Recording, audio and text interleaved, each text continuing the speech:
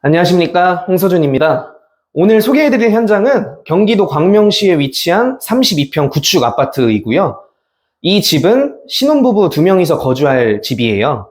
고객님께서는 처음 상담할 때 인테리어 디자인 같은 거에 뚜렷한 니즈가 있진 않으셨고, 그냥 추상적인 키워드, 화이트 톤, 깔끔한 집, 이런 키워드만 가지고 저랑 같이 상담을 진행하게 되었어요. 명확한 디자인이라든지 아니면 인테리어 아이템, 이런 레퍼런스가 있었던 건 아니고, 어떤 가구를 놓던지 또는 이런 유행하는 소품을 놔도 잘 어우러질 수 있는, 여러 분위기를 낼 수 있는 정말 말 그대로 표준 인테리어를 원했습니다.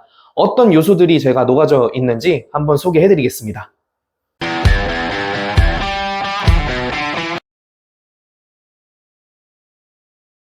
이번 현장은 1997년에 지어진 구축 아파트인데요. 투베이 구조의 32평 구조는 문을 열면 바로 거실이 보이는 구조예요. 그래서 중문 시공을 추천을 드리는데, 이런 구조에서는 중문을 시공을 하려면 현관에 가벽을 설치를 해야 합니다. 이 현관 가벽을 설치할 때 장점은 현관이 하나의 독립적인 공간이 되기 때문에 여러 인테리어 요소나 디자인을 가미를 할 수가 있어요. 하지만 단점은 좀 답답해 보이는 느낌이 들 수도 있어요. 신발장 가구는 베이지에 회색 한 방울 정도를 들어간 조도를 사용을 하고, 전체적인 톤을 맞춰주면서 눈으로 보기 편안한 색상을 표현을 했고요. 바닥 타일 같은 경우는 테라조 포세린 타일을 사용을 해서 귀여운 느낌을 표현하되 결코 가볍지 않은 그런 디자인을 채택을 했고, 반대편에는 낮은 신발장을 설치를 해서 수납을 좀 늘렸어요. 그리고 이 위에 유리를 보시면 보통은 투명 유리로 개방감을 주기 위해 많이 시공을 하시는데, 이번 현장에서는 모루 유리를 썼습니다. 비 오는 날 창 밖을 형상화한 디자인인데 옛날부터 정말 많이 사랑받는 인테리어 아이템이죠.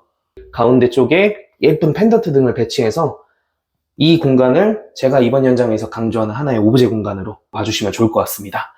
고객님의 소중한 추억들을 공유할 수 있는 그런 공간이 되기를 바라면서 충분히 상의 후에 이 디자인을 시공을 했고요. 다음으로 제가 거실 한번 소개해 드릴게요.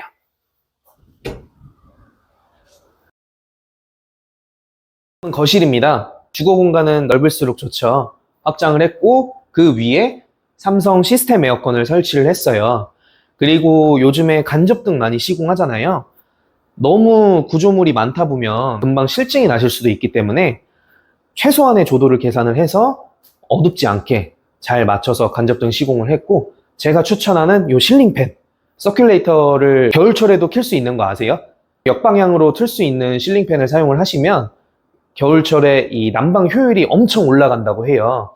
설치를 안 할 이유가 없는 완전 갓 아이템이라고 봐주시면 좋을 것 같습니다.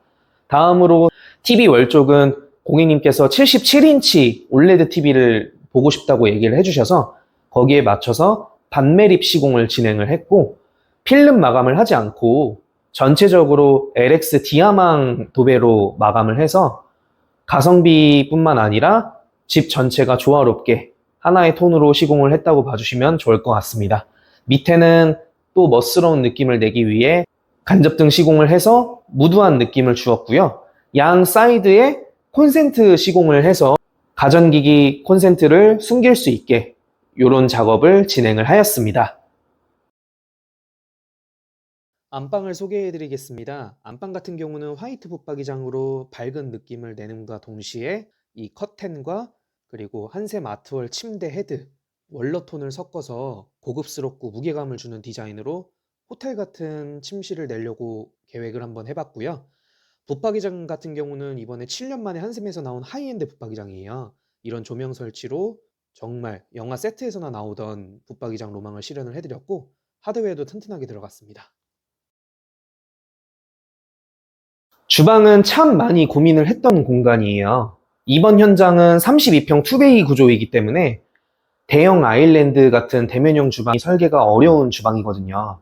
그래서 고려해야 될 게 첫 번째로는 수납과 편리성이죠.